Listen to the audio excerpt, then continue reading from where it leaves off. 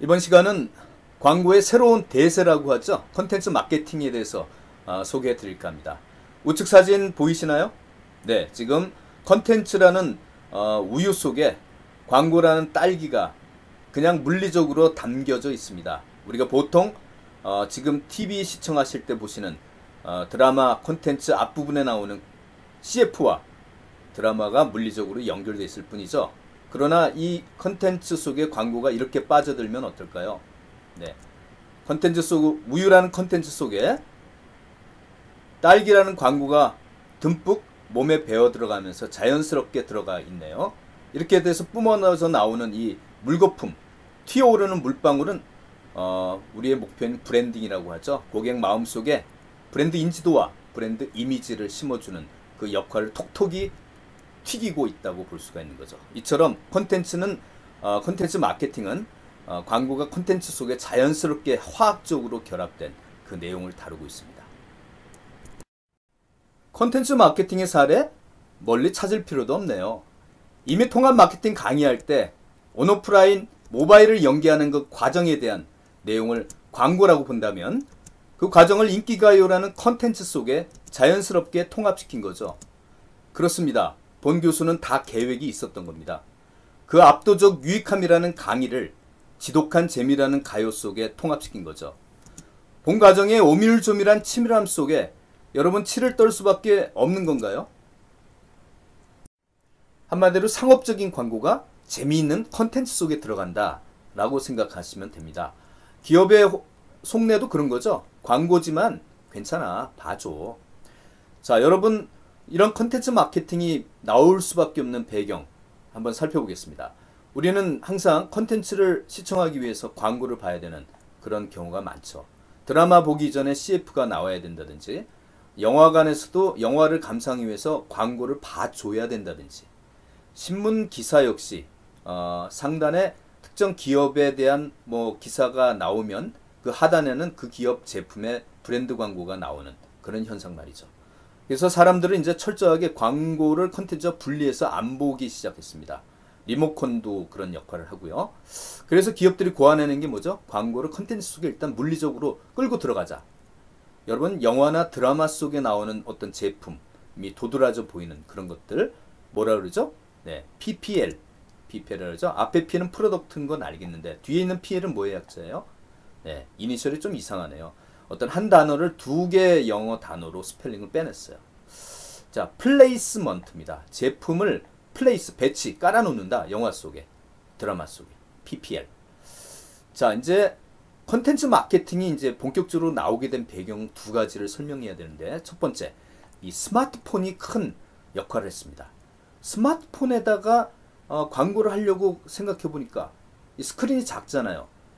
이게 깔 공간도 별로 나오지도 않고 사람들이 오터치를 한다는 거죠. 잘못 눌러갖고 클릭을 할 수도 있고 무엇보다 컨텐츠가 공유되는 시대라는 걸 기업이 간파하게 되면서 컨텐츠 속에 광고를 자연스럽게 배치하면 컨텐츠에 묻어서 광고가 공유가 되는구나. 그러면 화학적으로 결합해야 되겠다. 그래서 나온 게 뭐예요? 네, 컨텐츠 마케팅이라는 거예요. 지금 제가 하고 있는 압도적 유익함이라는 강의도 어때요? 그때그때마다 지독한 재미라는 컨텐츠 속에 들어가는 거죠. 예. 여러분이 보신 크리에이터 캠퍼스 발음이 꼬이네요. 이 웹드라마 속에 나오는 기업 제품 올리브 영이라는 회사도 이 드라마를 가만히 저도 어느 날부터 무심코 보니까 아침마다 학생들이 모이는 장소가 이 제품 체험 공간이에요. 제품에 대한 소개를 하고 체험을 하는 시간을 항상 갖더라고요. 자, 여러분 우리는 올리브 영이 뭐 하겠거니라고 생각하지만 무리 없이 그냥 자연스럽게 보고만 넘어가는 거잖아요. 네. 이해하기가 좀 쉽나요? 네. 괜찮죠? 네. 그럴 때 저는 강의지만 괜찮아. 이렇게 표현할 수도 있다는 거죠. 컨텐츠 마케팅이라 함은 타겟층의 행동을 유발하기 위해서 그 타겟층이 주로 관심 있는 컨텐츠, 매력적이고 가치 있는 컨텐츠를 생산하고 배포하는 프로세스다 라고 정의를 하고 있고요. 컨텐츠 마케팅은 두 가지 종류 유형이 있다. 두 가지 방법이 있는데 브랜드 저널리즘과 네이티브 광고 두 가지가 있다. 이 두 가지의 개념적 차이를 분명히 아셔야 됩니다. 자, 저널리즘은 뭘까요? 브랜드 저널리즘은 뭐와 뭐의 결합체다? 브랜드 스토리 플러스 저널리즘의 결합이다. 즉 브랜드 스토리를 저널리즘, 기자들이 기사 쓰는 뉴스 만드는 것처럼 좀 전문적이고 객관적인 시각으로 브랜드 스토리를 쓰자. 그렇게 색채를 좀 바꾸자라는 얘기예요. 기존의 광고는 뭐예요? 기업이 주로 자기 제품을 좋은 것만 포장해서 하기 때문에 사람들이 별로 신뢰성을 이제 부여를 안 한다는 거잖아요. 그러면 이 브랜드 스토리를 조금 객관적 신뢰성을 가미한 이 기사, 뉴스의 형태, 저널리즘의 색채를 좀 입혀서 하자라는 거예요. 그래서 일단 브랜드 저널리즘은 기업이 자체 보유한 그 내부 채널이 있잖아요. 페이스북 페이지도 있고 기업 홈페이지, SNS 채널, 기업 자체가 보유한 미디어에다가 태워서 그 내용을 종전보다는 좀 저널리즘 형태로 객관적이고 신뢰성을 가미해서 좀 포장하자라는 게 컨텐츠 마케팅이 이제 브랜드 저널리즘이에요. 그러면 네이티브 광고는 당연히 외부 미디어에 돈을 주고 그 미디어의 고객들, 이용자들을 향해서 우리 브랜드를 재미있는 그 컨텐츠의 형태로, 그 미디어의 컨텐츠의 형태로 자연스럽게 융합시키는 그런 거를 네이티브 광고, 외부 미디어를 통해서 한다.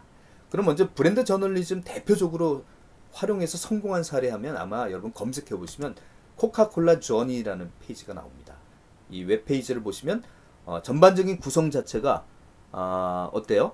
뭔가 뉴스룸 형태, 뭔가 미디어 형태로 이렇게 좀 구성이 되어 있는 것 같아요. 그죠? 이런 형태 요새 많잖아요. 이런 게 그 기업 자체 채널 내에서 재밌는 콘텐츠의 형태로 기업의 브랜드 스토리를 표방해서 얘기하는구나. 이거는 뭐다? 브랜드 저널리즘이구나. 이렇게 생각하시면 됩니다. 자, 이번에는 네이티브 광고에 대해서 말씀드릴게요. 앞서 말씀드린 브랜드 저널리즘은 자체 미디어의 브랜드 스토리 형태를 좀 저널리즘 형태로 객관적이고 신뢰성을 가미한 형태로 색채를 입혀서 만드는 거라면, 네이티브 광고는 외부 미디어에 좀 재미있는 컨텐츠 형태로 돈을 주고 만드는 것이죠. 그래서 해당 채널 특성 속에 배워갖고 해당 채널 고객들에게 자연스럽게 광고하는 것이에요. 물론 이제 이런 플랫폼 채널에는 유료의 어떤 돈을 지불해야 되겠죠. PPL이 원래 영화 고유의 스토리 속에 그냥 협찬비 내고 들어가는 것이라면, 네이티브 광고는 처음부터 이 해당 브랜드 중심으로 컨텐츠, 영화를 재밌게 만드는, 그래서 그 해당 미디어를 통해서 만들게 하는 것이 네이티브 광고다.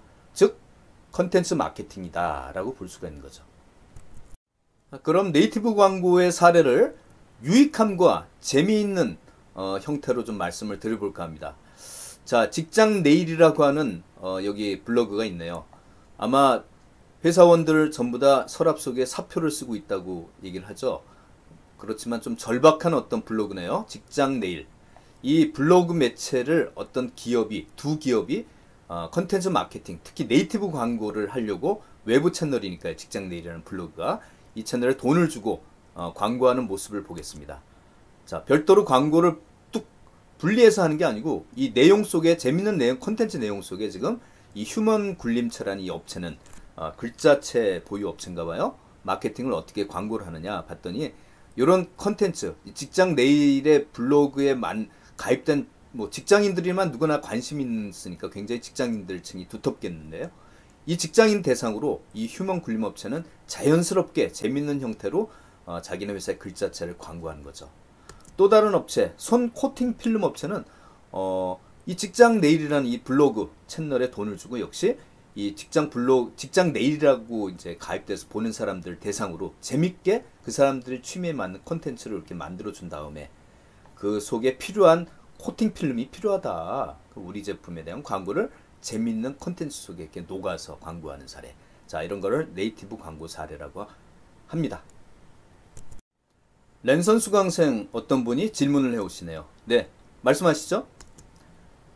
네, 살짝 설렜다고요? 취업 분야로서 전망도 괜찮을 것 같은데요.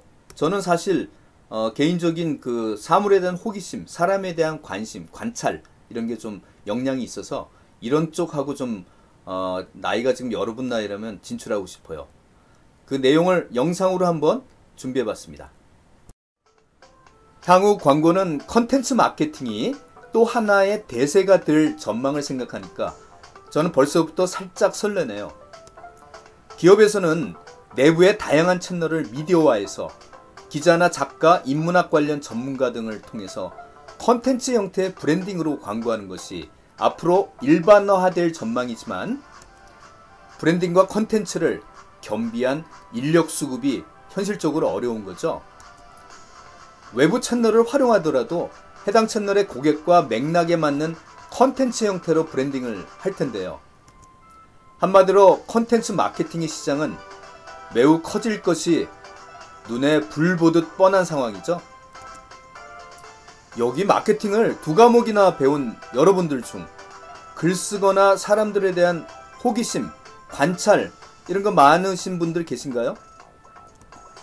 STP와 포피의 실행도 구글 같은 플랫폼 업체에서 점차 대행해 가고 있지만, 컨텐츠 마케팅은 AI가 대체하기에는 한계가 좀 있지 않을까, 시간이 좀 걸리지 않을까 생각입니다.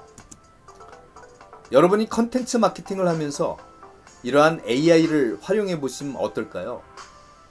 어떠세요? 살짝 설레이지 않으신가요?